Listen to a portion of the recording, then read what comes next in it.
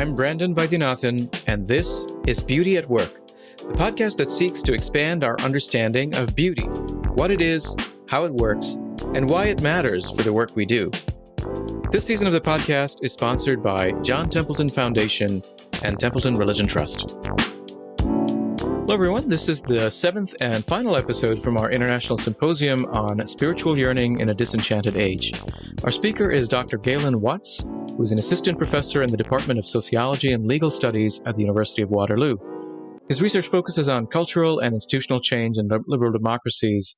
His research focuses on cultural and institutional change in liberal democracies since the 1960s, with a focus on religion, morality, work, and politics.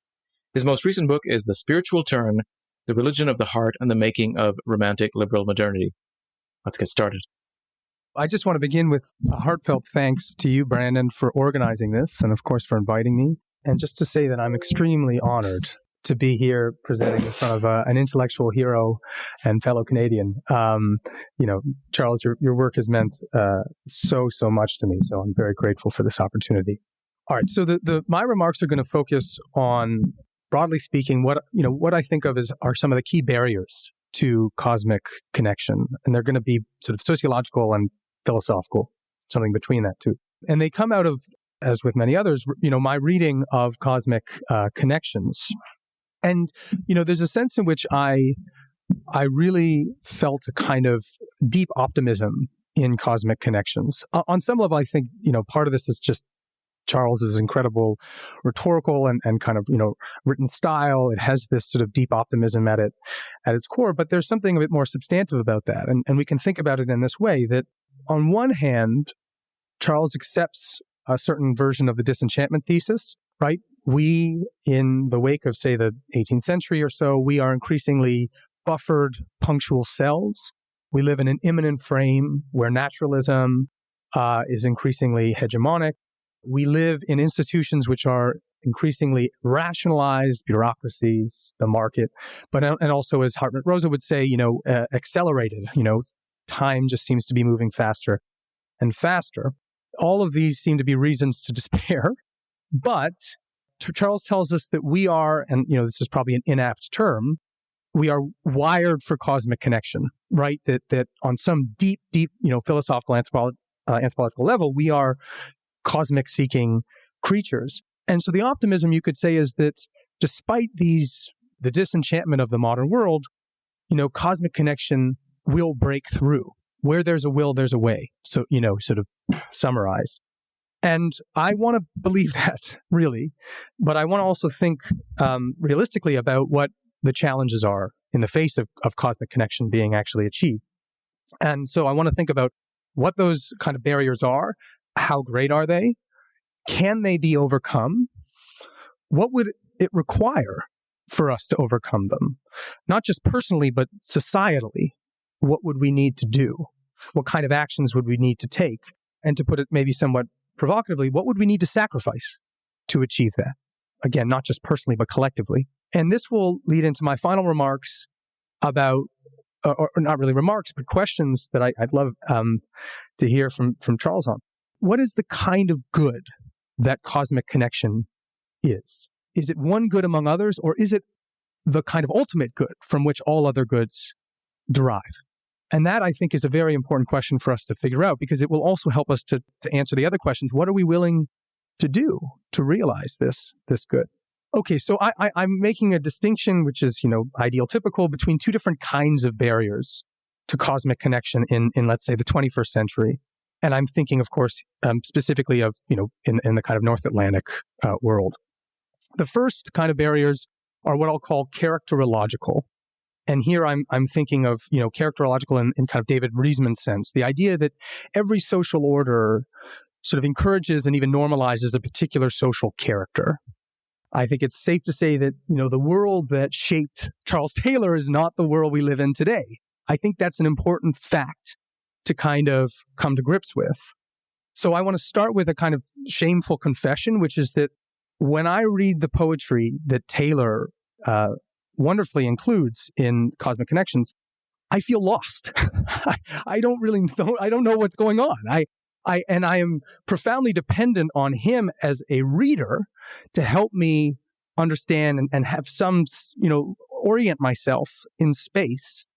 Now, I say this because I think on some level, this is not unique to people of my generation, that many of us are living not just in the wake of the kind of classical secularization, the decline of, say, Orthodox religious belief, but also in the wake of what Simon During, I think, helpfully calls second secularization, which is, roughly speaking, increasing decline of faith in the humanities.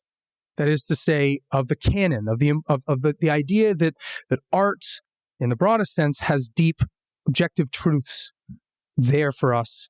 And I think that, we see this. We can see evidence for this in the declining enrollment of humanities, programs, the way that increasingly, the marketization of the humanities. So what this suggests to me is that, when I was reading Cosmic Connections, it became clear to me just how much Taylor, Charles, as a reader, has these incredible capacities. These are not just knowledge. It's not just knowledge. It's also a certain set of dispositions, a set of competencies that I do not have. And I don't think many of my generation have, right? That we lack cultural frames of reference. We lack, deep formative experiences that would allow us to appreciate and receive the kind of insights that, say, Romantic poetry contains. Now, I'd be curious to know what Charles thinks of that. He might say in response that poetry is just, his love. It's not everybody's love. Maybe that's, not the only way that we can see cosmic connection.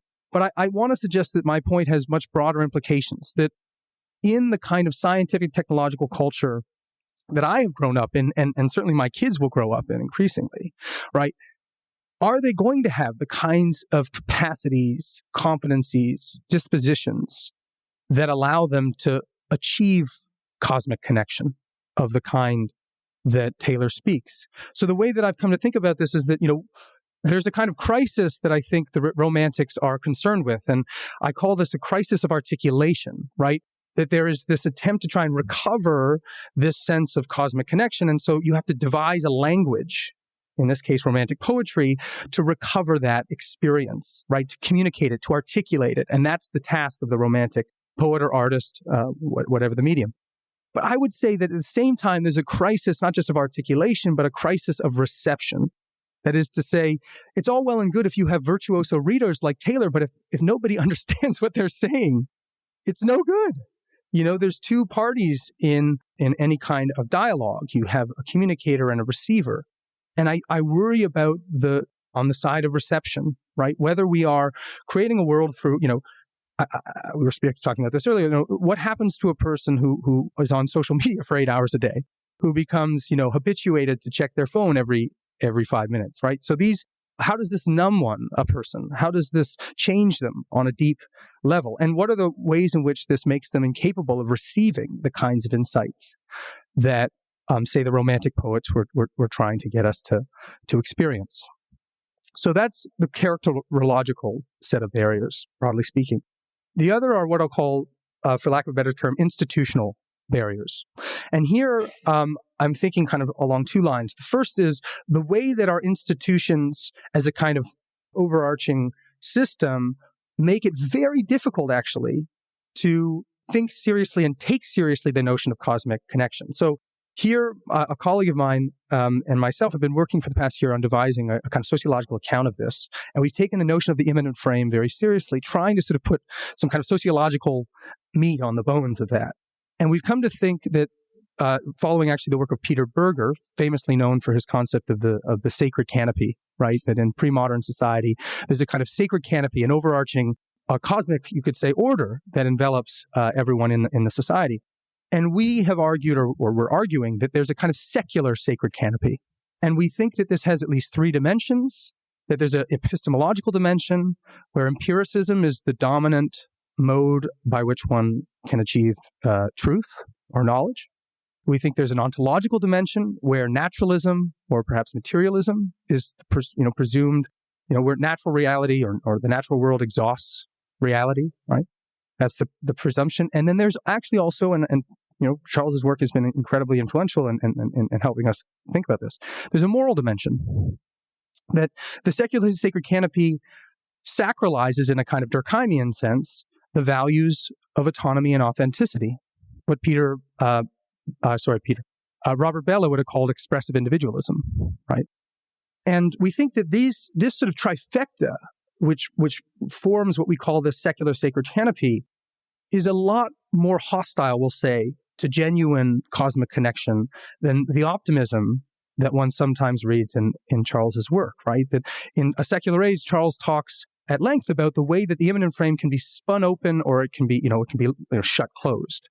And I wonder increasingly how much space is there really to spin it open. I don't deny, I've written a book on the existence of kind of spiritual desires and yearnings, but I nevertheless wonder, if we're really interested in fostering genuine cosmic connection, how significant the barriers are given the nature of our institutional complex. And the second line along this is thinking about the way that this secular sacred canopy fosters a deep anti-institutionalism. So which makes, of course, reforming our institutions exceedingly difficult. And here I'm drawing, from the work of people like Berger and Bellah, who were notably sociologists, and so interested, of course, in the moral vocabularies that we as modern people invoke and use, but also in the way that these are grounded and have to be grounded in traditions and institutions. And of course, on one hand, Taylor has spent many, many years trying to both defend, say, the ethic of authenticity against kind of crass or corrupt kind of iterations of this, right? The way that consumer culture takes the ethic of authenticity in all kinds of shallow, superficial directions. But I increasingly wonder whether Bellah and Berger's suspicions of authenticity, and of course romanticism, at least in its popular mode, was more merited than maybe I've been willing to recognize, right? That if it's the case that romanticism, as it's popularized today, actually fuels this intense anti-institutionalism and anti-traditionalism, like, can in fact we overcome the kinds of challenges that we need to?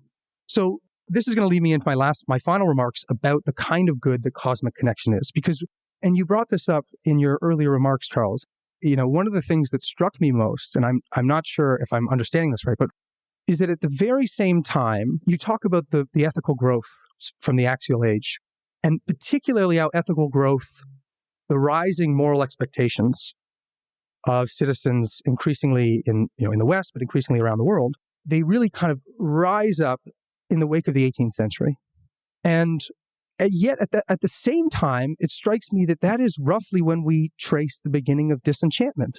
So on some level, we have these two parallel processes, which are difficult for me to sort of come to grips with. Because on one hand, I want to think that if you're going to have disenchantment, you're going to have ethical regression.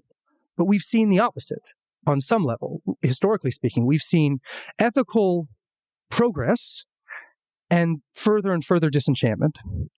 And that makes me think, well, how do I make sense of that parallel process? And I particularly started thinking about this in the last chapter of Cosmic Connections. Charles talks, I think, quite laudably about young people today and the way that they embody this ethical progress. And I see that too in my students. You have this, Greta Thunberg, right? You see this intense commitment that, profoundly morally admirable commitments. And yet I would say, broadly speaking, I see this as combined with this sort of deep spiritual lack. So you have this strange situation, it seems to me, among young people. Again, I'm generalizing in a very, very crass way, but a combination of intense moral commitment and profound spiritual disorientation. Those speak to those two processes, disenchantment and ethical growth. And so then I wonder, do these two processes work together? Are they actually quite independent of one another? What is their relationship? The other question I have is, if we can have ethical growth without cosmic connection, without enchantment of a certain kind, then what should we be willing to do to recover it? How far should we be willing to go to ensure that not just a few of us in this room have cosmic connection, right, in moments of in the woods, but that most of us have this. I take Charles to believe, and I believe this too, that cosmic connection is a core constituent of a flourishing full life. I believe that. But if that's true, then do we need to sacrifice key features of the modern world, of modernity, for us to have this good?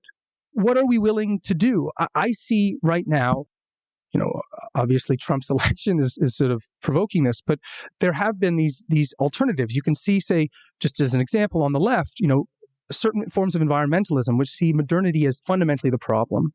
We need to get rid of these things. And it's it's quite a radical move. But you have, of course, the rise of post-liberalism on the right, which is an equally kind of anti-modern bent to it. And both of these camps, despite their differences, agree that the modern world cannot be saved.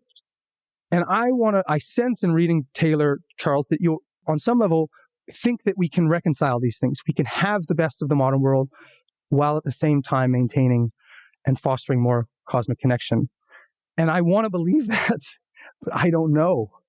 And so I just leave that as a provocation for us to think about. All right, folks, that's a wrap for this episode. If you enjoyed the episode, please share it with someone who would find it of interest. Also, please subscribe and leave us a review if you haven't already. Thanks, and see you next time.